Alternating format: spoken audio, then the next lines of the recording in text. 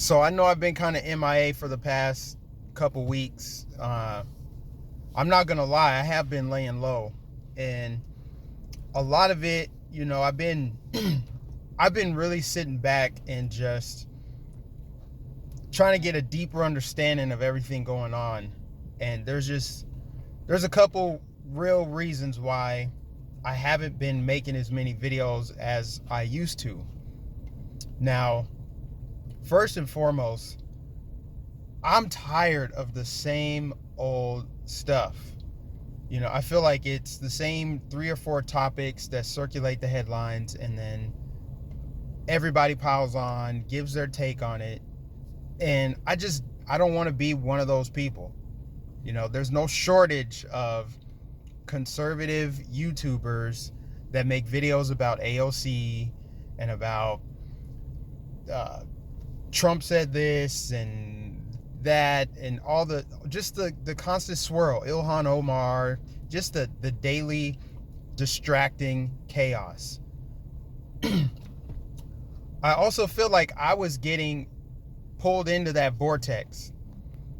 After the send her back chant, I really started to notice something. Well, I really noticed it before that, but that was kind of like the epiphany, the aha moment for me, was after that chant, and every single person on Twitter took a side, and it just validated what I've been saying all along, even though, like I just said, I was pulled into that vortex.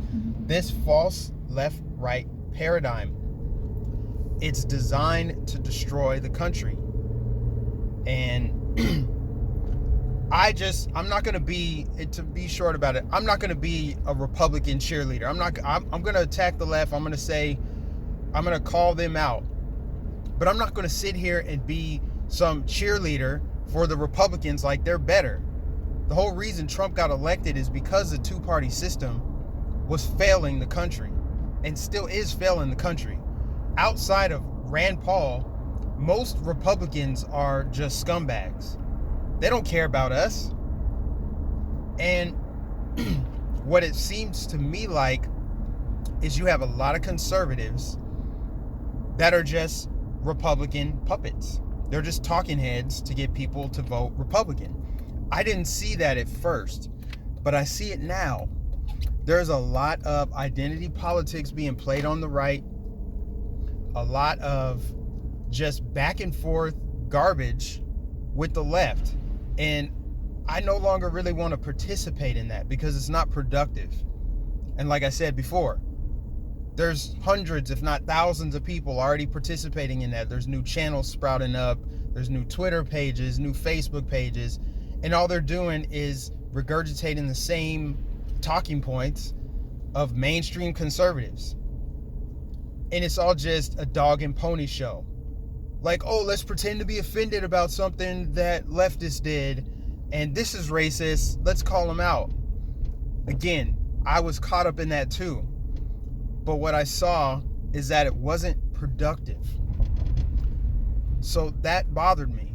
And then also seeing the social media summit, which if I could have picked the invite list, I would have picked some different conservative voices and advocates for free speech.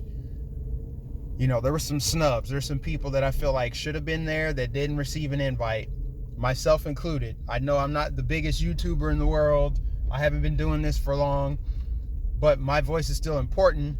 I also understand, there's limited space. They couldn't invite everybody, but obviously if I could have changed things, I would have definitely made sure I was on the list of invitees and some other YouTubers.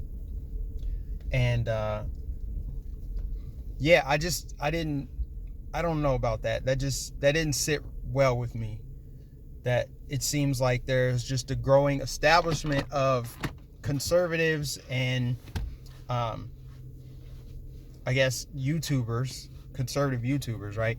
They're all just spewing the same nonsense, and they're falling for the distractions, right? I'm looking at this Mueller, I can never say his name right, Mueller, whatever his name is. I'm looking at this hearing the other day, and I'm like, wow, everybody's gonna focus on this now. This makes me mad. Everybody is talking about the Mueller investigation and his testimony as if that's somehow valid. It's all just one big distraction. Look at what's happening around us. Society is breaking down. Look at what happened in New York. They're throwing water and buckets at police officers with no arrests. Look at what's happened in Portland. You got straight up political violence with no arrests. You got all of this crime happening. A lot of real issues not being reported by the media. The fact that society is breaking down. You got censorship. You got nothing being done in Congress. Nothing is happening to move the country forward. We're just fighting. That's it. It's just pick a side and start fighting. And I just don't see it as being productive. We need to find a way to bring light and truth without being so partisan, myself included. And, look at what's happening with the child sex trafficking. There is a billionaire pedophile behind bars right now that they don't have proper security for. They need to be protecting him from everybody, including himself, because he holds the key to breaking up some of these widespread rings. These pedo rings are worldwide. And I ask myself, why isn't that being talked about? Why is that not dominating the headlines every single day? The fact that thousands of children come up missing every year in countries across the world. We're over here talking about Mueller's testimony and how he sounds like an old man, and this was nothing but a witch hunt from the beginning. It's like, when did we all realize that? From the beginning, we knew it was all a witch hunt. So why would anyone waste breath on that when we have bigger fish to fry? Our society is falling apart. The world is a lie. And half of the world believes it. Half of the world is living a lie. And we got people that won't cover it the way it needs to be covered. They're falling into the lies and the propaganda and the distractions. So I just hesitate to make videos about AOC and the squad, partially because it's boring. It's the same old nonsense. Like, how many different ways can I say that they're radicals and they want to destroy the country and they have the collective IQ of 75?